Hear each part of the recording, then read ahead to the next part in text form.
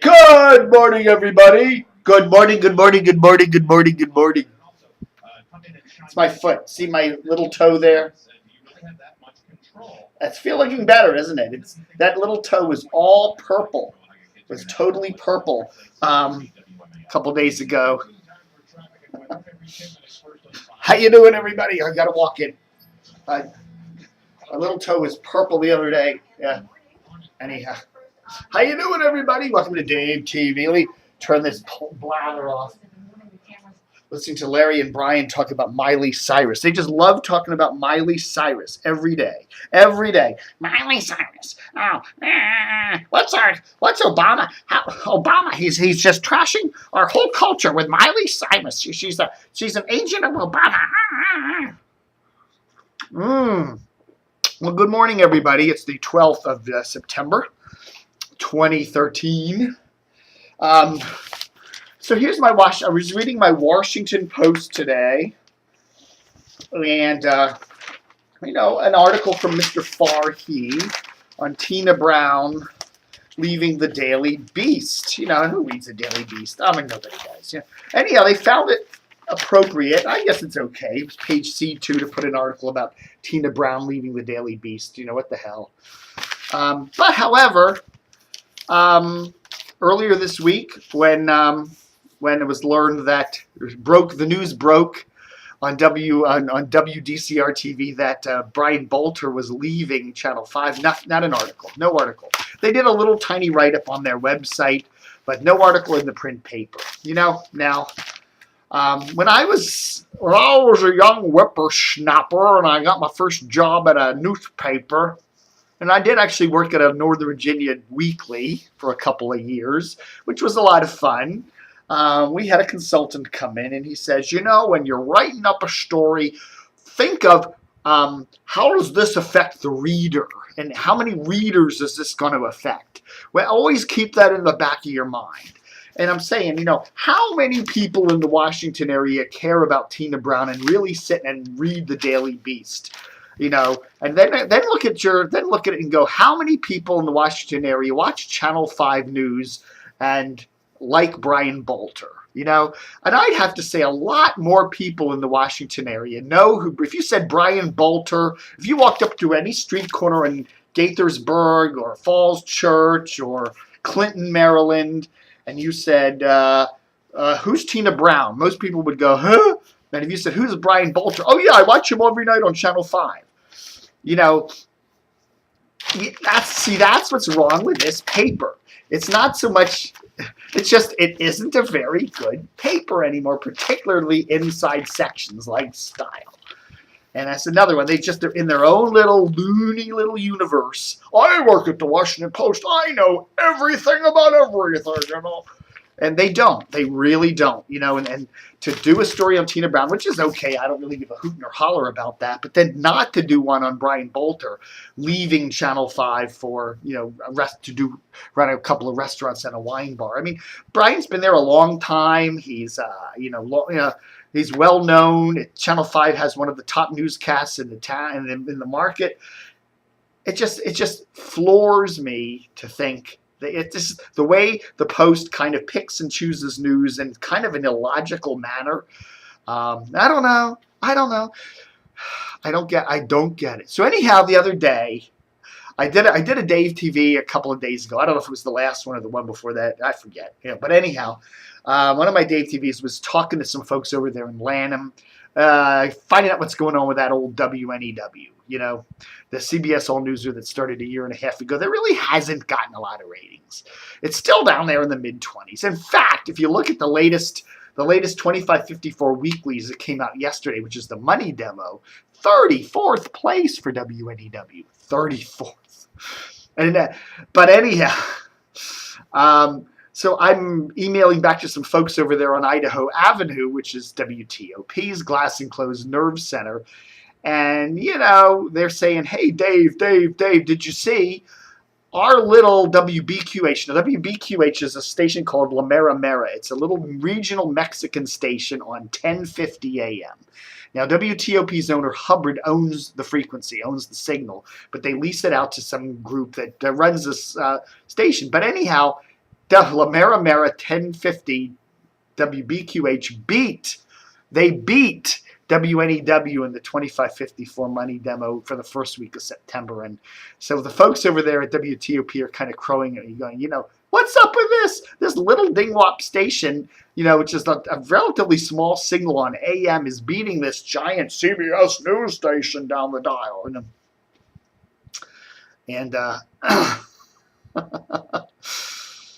But anyhow, so I'm asking around, and where did I put this in here? I put this in here somewhere. Where did I put it? Oh, I had a really good quote from one of the folks over there. And I'm trying to find it. Where did I put it? Okay. The folks over there at TOP are saying,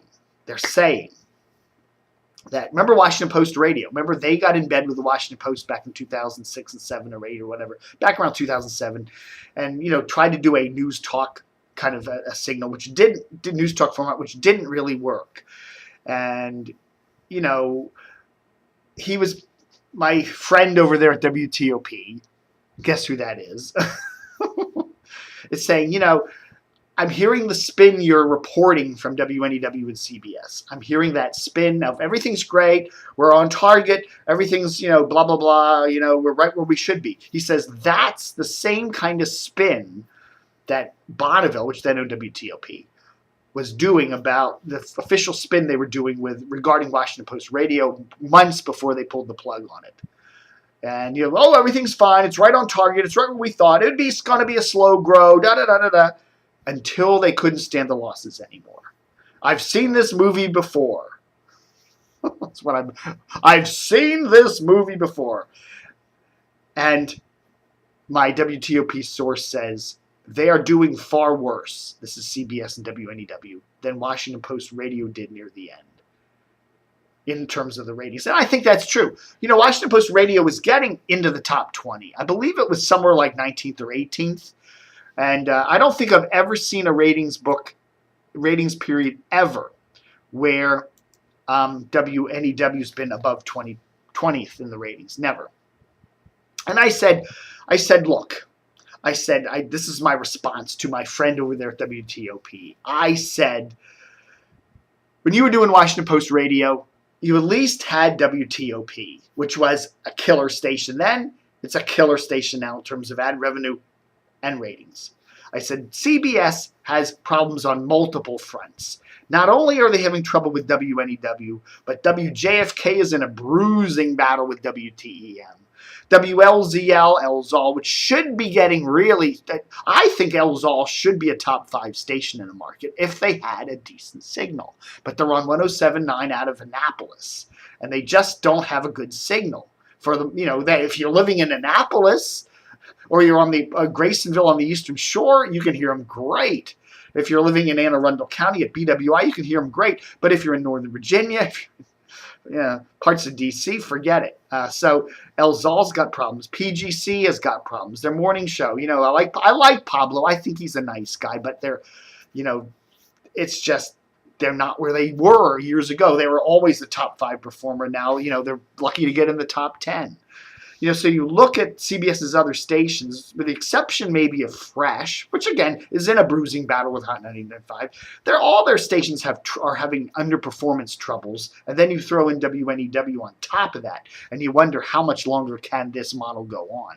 Now, as I've said before, CBS has a mentality where they're packaging all their news stations and all their sports stations together and selling them as a national package. So in that respect, that's the one factor in there where I could see WNEW lasting for quite a while, and that is they just want to have a station here in Washington. It's an all-newser. It doesn't really care whether they get the ratings. If they can tap into some of that Fed government spending market next year or later this year, and they can market it along with their other all-newsers for national ad buys, then that's fine. And if they can do the drip, drip, drip on WTOP's ratings, and hopefully someday WTOP will sell out to them, then maybe that's all worth it. And that it still, in my mind, makes sense for them keeping it going. But when I'm talking to the folks over there at TOP, I get a different spin, obviously. like this, quote, like Post Radio, WNEW is, this is not a, wait a second, I'm like, Swenson and Sanchez are smart guys, my source says. They hired good people and have a decent product regarding WNEW, but they did no research or cheap research before starting. Before WTOP and WAMU and WMAL, between WTOP, WAMU, and WMAL, there is no appetite in the market for another news station. WTOP and WAMU alone sucked all the oxygen out of the room before they even started. And I think even WMAL's having some troubles in terms of the ratings and stuff, and some of their dipwads that work over there. But anyhow, there just isn't room for another news station, news station, whatever, is according to what the spin I'm hearing from TOP. So interesting to see that. Another interesting news. Let me check how I'm bubbling on here. Okay, we're at the almost 11-minute mark. So I better turn it down, shut it off quickly. Interesting to look at. Let's see now. Let's plug in the 6+ numbers. Okay, these are the overall numbers that came out yesterday regarding the ratings, the first week of September ratings. And I was particularly intrigued by WRQX. WRQX, remember, they just flipped from Mix 107.3 to All the Hits 107.3. They got rid of Jack Diamond. They're piping in Burt Weiss from Atlanta. They've got a new midday gal. They've got, what's that guy's name in the afternoons? I never can think of his name. But anyhow, they're euthanizing the station. Youth, Y-O-U-T-H. But anyhow, 21st place. 21st place in the September 6+ overall numbers. And that's the lowest I've ever seen WRQX. They were trucking along at 17th, 16th, 18th place over the summer, then plunging to 21st place in September. Now, that could be just an anomaly, and they'll bounce back up next week. Who knows? But, you look at their numbers across the board. 24th place in mornings, 20th place in middays, 20th place in afternoons, 18th place in evenings, and 17th place on the weekends. Contemporary hit stations usually do really well in evenings and weekends because you got a lot of kids listening.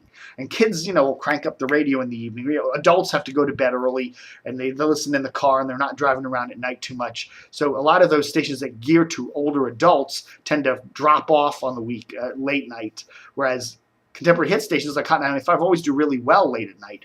RQX isn't doing that. And then you look at weekends too. Contemporary hit music usually on the weekends usually is a killer. Hot 95 is always up there in the top 3 on the weekends, if not number 1.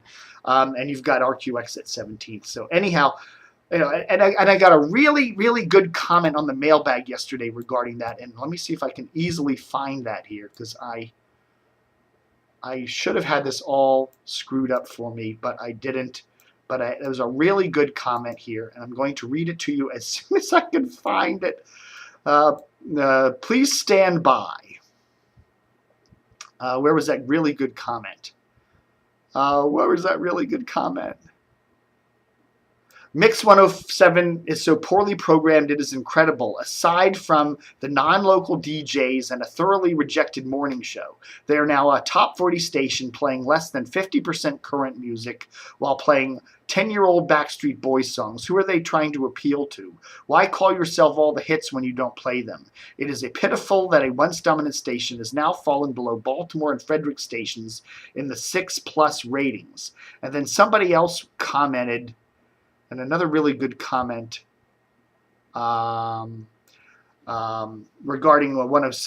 WRQX's plunge. They're playing the same music that 99.5 plays with DJs from Atlanta and Indianapolis. Who would want to listen to that? So there we go. There we go. Now you have heard the rest of the story. All right, folks. Thanks for watching Dave TV for this 12th of September. I don't know. My brain's shot. My brain is gone.